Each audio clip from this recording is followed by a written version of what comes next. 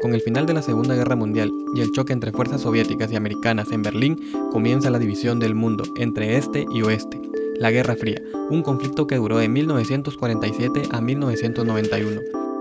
La consecuencia directa para Guatemala fue la organización de movimientos ciudadanos y del ejército que derrocaron al presidente Federico Ponce Báidez y con él al régimen ubiquista, heredero de una dictadura liberal. A este movimiento se le conoce como la Revolución del 44, en donde el coronel Jacobo Arbenz toma el poder junto a Jorge Torelio y el mayor Francisco Arana, hasta las elecciones del mismo año. En 1951, Jacobo Arbenz Guzmán es electo presidente. En ese momento, el país tenía una fuerte presencia de capitales estadounidenses, quienes se sintieron amenazados con las acciones de Arbenz, al igual que el ejército y la iglesia, sobre todo por la reforma agraria.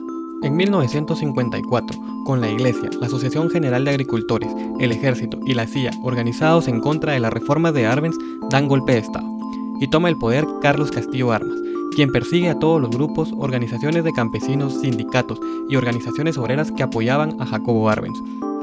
El 13 de noviembre de 1960 se realizó un fallido golpe de Estado contra el general Miguel Idígoras Fuentes, organizado por algunos oficiales jóvenes, que formaron el movimiento revolucionario 13 de noviembre, mejor conocido como MR13. En ese momento las acciones contra insurgentes ya incluían detenciones, secuestros y ejecuciones.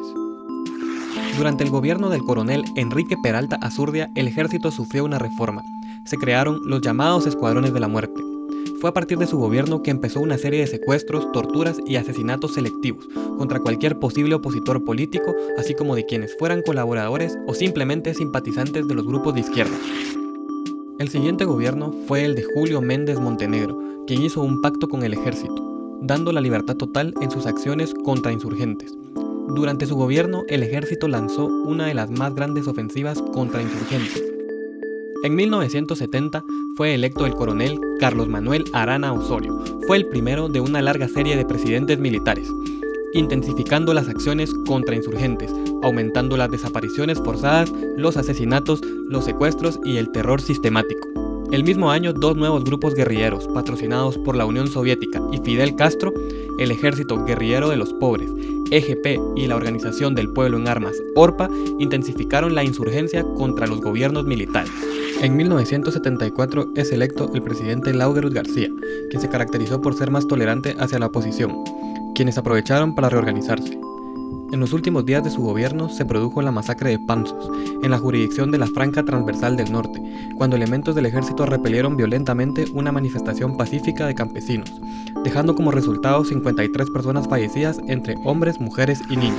En 1982, tras la unión de los grupos guerrilleros EGP, ORPA, FARC y PGT, se forma la Unidad Revolucionaria Nacional Guatemalteca URNG. Ese mismo año, un grupo de militares da golpe de Estado al presidente Romeo Lucas García, quien fue acusado de corrupto.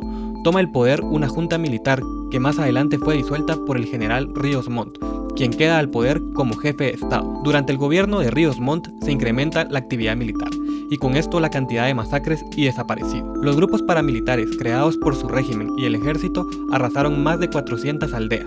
En 1983, el general Óscar Humberto Mejía Víctores asume el poder, tras el golpe de Estado a Ríos Montt.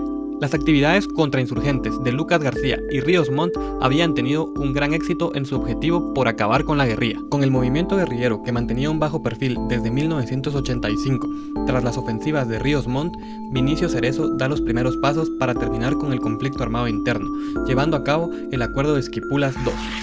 El proceso de negociación de la paz inició en 1987 y concluyó el 29 de diciembre de 1996, durante el gobierno de Álvaro Arzú, con la firma del Acuerdo de Paz Firme y Duradera, que sintetiza los acuerdos firmados por el gobierno y la URNG para poner fin al conflicto armado interno en Guatemala.